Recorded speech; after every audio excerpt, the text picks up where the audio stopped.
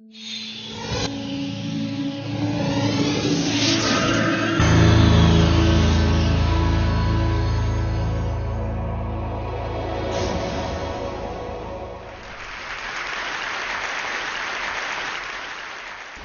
do you explain when things don't go as we assume? Or better, how do you explain when others are able to achieve things that seem to defy all of the assumptions?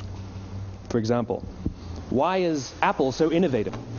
Year after year after year after year, they're more innovative than all their competition. And yet, they're just a computer company. They're just like everyone else.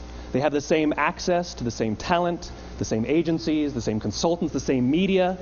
Then why is it that they seem to have something different? Why is it that Martin Luther King led the civil rights movement? He wasn't the only man who suffered in a pre-civil rights America, and he certainly wasn't the only great orator of the day. Why him? And why is it that the Wright brothers were able to figure out controlled powered manned flight when there were certainly other teams who were better qualified, better funded, and they didn't achieve powered manned flight, and the Wright brothers beat them to it? There's something else at play here. About 3.5 years ago, I made a discovery, and this discovery profoundly changed my view on how I thought the world worked, and it even profoundly changed the way in which I operate in it. As it turns out, there's a pattern. As it turns out, all the great and inspiring leaders and organizations in the world, whether it's Apple or Martin Luther King or the Wright brothers, they all think, act, and communicate the exact same way, and it's the complete opposite to everyone else. All I did was codify it. And it's probably the world's simplest idea. I call it the golden circle.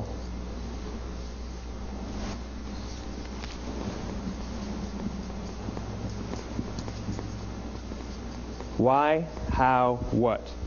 This little idea explains why some organizations and some leaders are able to inspire where others aren't. Let me define the terms really quickly. Every single person, every single organization on the planet knows what they do 100%.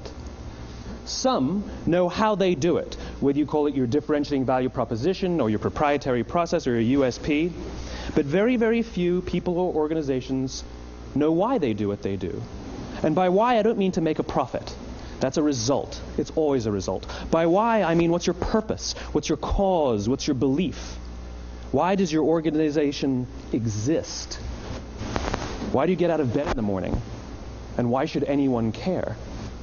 Well, as a result, the way we think, the way we act, the way we communicate is from the outside in. It's obvious. We go from the clearest thing to the fuzziest thing. But the inspired leaders and the inspired organizations, regardless of their size, regardless of their industry, all think, act, and communicate from the inside out.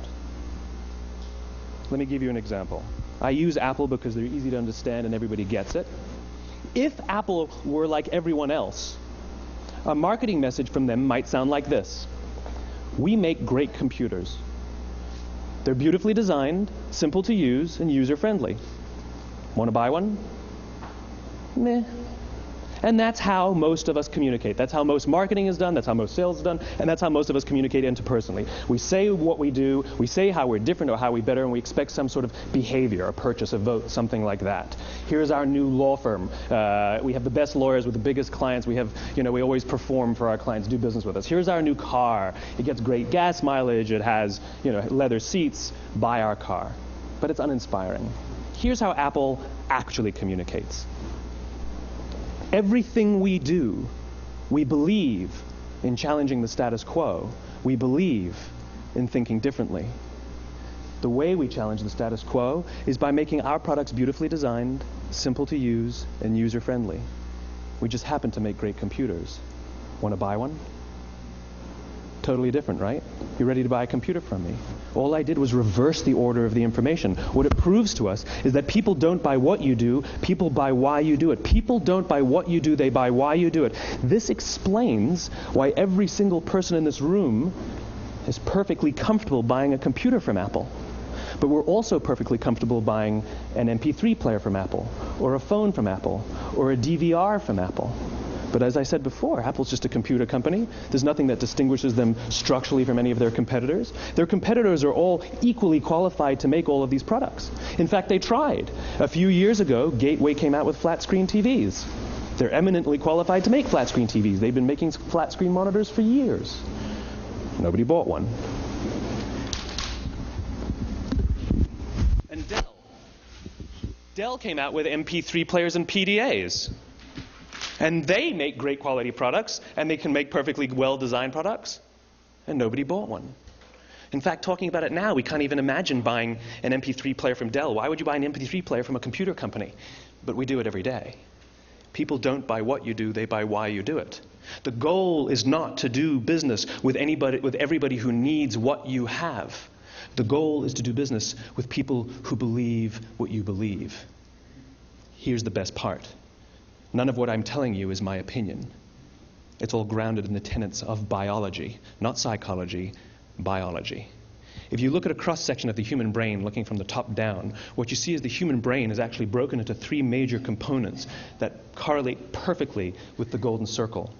Our newest brain, our Homo sapien brain, our neocortex, corresponds with the what level. The neocortex is responsible for all of our rational and analytical thought and language. The middle two sections make up our limbic brains, and our limbic brains are responsible for all of our feelings, like trust and loyalty. It's also responsible for all human behavior, all decision-making, and it has no capacity for language. In other words, when we communicate from the outside in, yes, people can understand vast amounts of complicated information like features and benefits and facts and figures. It just doesn't drive behavior.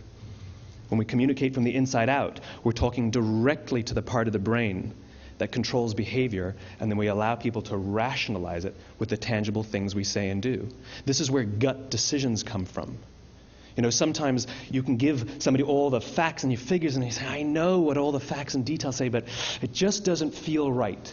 Why would we use that verb? It doesn't feel right.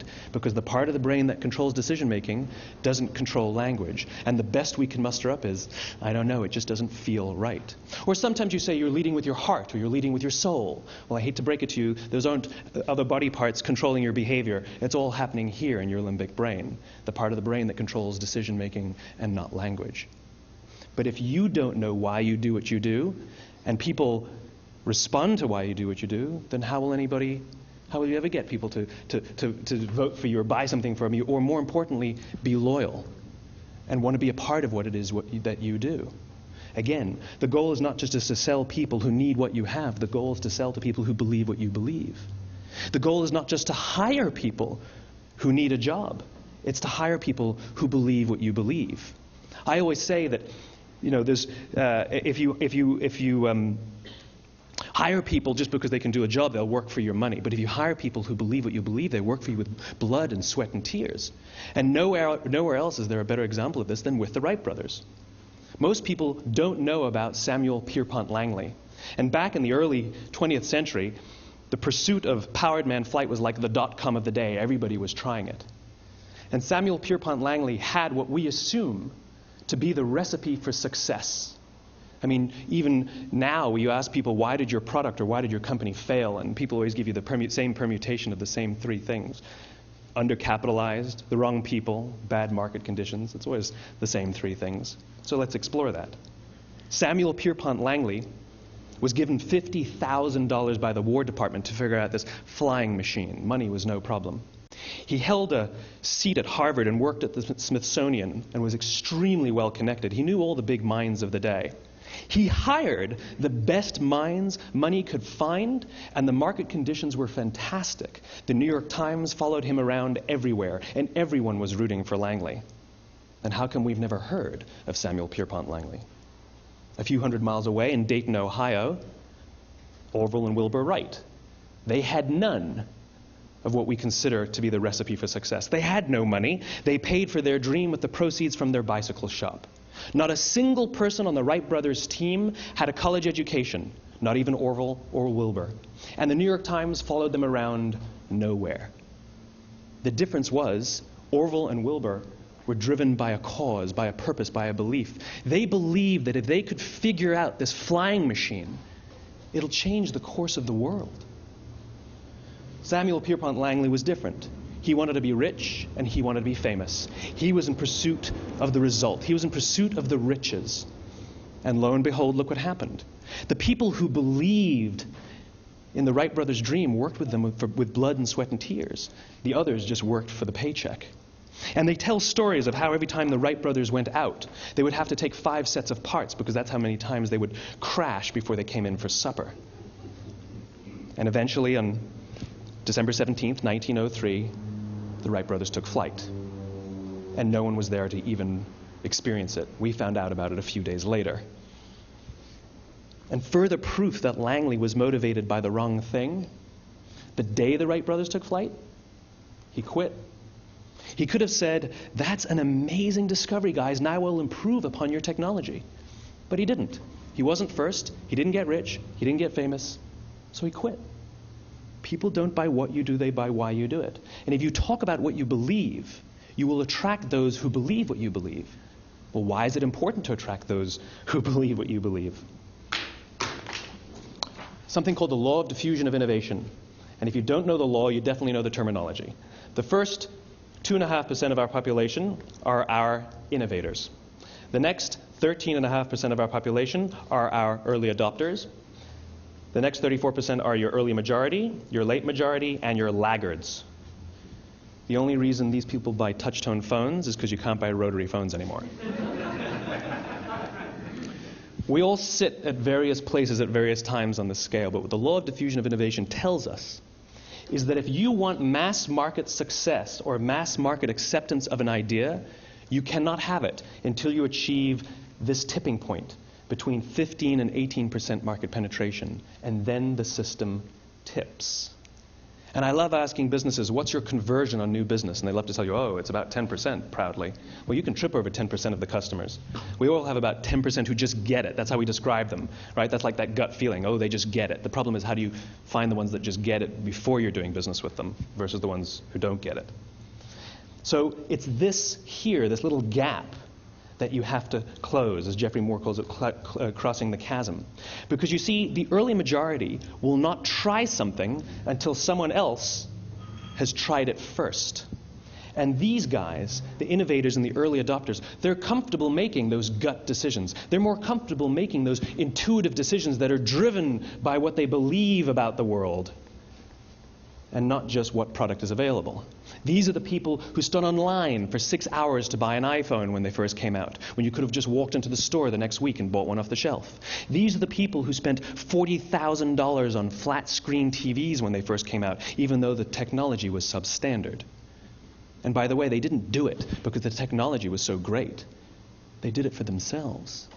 It's because they wanted to be first. People don't buy what you do, they buy why you do it. And what you do simply proves what you believe. In fact, people will do the things that prove what they believe. The reason that person bought the iPhone in the first 6 hours, or stood in line for 6 hours, was because of what they believed about the world and how they wanted everybody to see them. They were first. People don't buy what you do, they buy why you do it. So let me give you a famous example, a famous failure and a famous success of the law of diffusion of innovation. First, the famous failure. It's a commercial example. As we said before a second ago, the recipe for success is money and the right people and the right marketing conditions, right? You should have success then. Look at TiVo. From the time TiVo came out about 8 or 9 years ago to this current day, they are the single highest quality product on the market. Hands down, there is no dispute. They were extremely well funded. Market conditions were fantastic. I mean, we use TiVo as a verb. I TiVo stuff on my piece of junk Time Warner DVR all the time. But TiVo's a commercial failure. They've never made money. And when they went IPO, their stock was at about $30 or $40 and then plummeted, and it's never traded above 10. In fact, I don't think it's even traded above 6, except for a couple of little spikes. Because you see, when TiVo launched their product, they told us all what they had. They said, we have a product that pauses live TV, skips commercials, rewinds live TV, and memorizes your viewing habits without you even asking. And the cynical majority said, we don't believe you, we don't need it, we don't like it, you're scaring us. What if they had said, if you're the kind of person who likes to have total control over every aspect of your life, boy, do we have a product for you. It pauses live TV, skips commercials, memorizes your viewing habits, etc., etc. People don't buy what you do, they buy why you do it, and what you do simply serves as the proof of what you believe. Now let me give you a successful example of the law of diffusion of innovation. In the summer of 1963, 250,000 people showed up on the Mall in Washington to hear Dr. King speak. They sent out no invitations, and there was no website to check the date. How do you do that? Well, Dr. King wasn't the only man in America who was a great orator. He wasn't the only man in America who suffered in a pre-civil rights America. In fact, some of his ideas were bad. But he had a gift. He didn't go around telling people what needed to change in America. He went around and told people what he believed. I believe, I believe, I believe, he told people.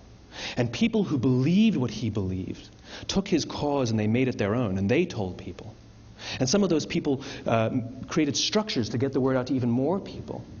And lo and behold, 250,000 people showed up on the right day, on the right time to hear him speak.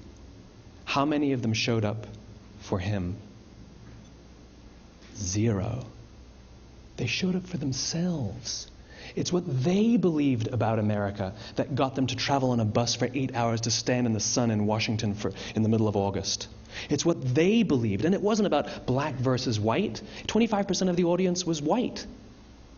Dr. King believed that there were 2 types of laws in this world, those that are made by a higher authority and those that are made by man. And not until all the laws that are made by man are consistent with the laws that are made by the higher authority will we live in a just world. It just so happens that the civil rights movement was the perfect thing to help him bring his cause to life. We followed him not for him, but for ourselves. And by the way, he gave the I have a dream speech, not the I have a plan speech. Listen to politicians now with their comprehensive 12-point plans. They're not inspiring anybody. Because there are leaders and there are those who lead. Leaders hold a position of power or authority, but those who lead inspire us. Whether they're individuals or organizations, we follow those who lead not because we have to, but because we want to. We follow those who lead not for them, but for ourselves. And it's those who start with why that have the ability to inspire those around them or find others who inspire them. Thank you very much.